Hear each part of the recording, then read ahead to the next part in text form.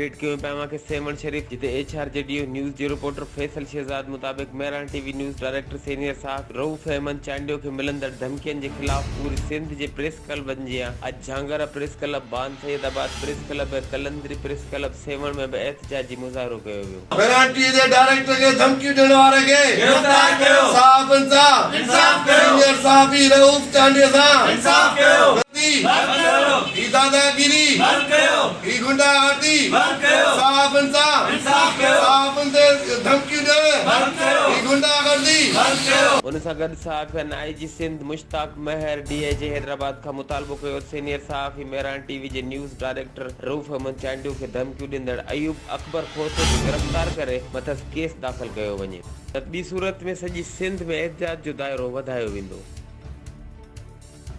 HRJDU news 3 वक़्त ताईं बस एतिरो ई। वधीक ख़बरनि ऐं अपडेट्स लाइ ॾिसंदा रहो HRJDU न्यूज़।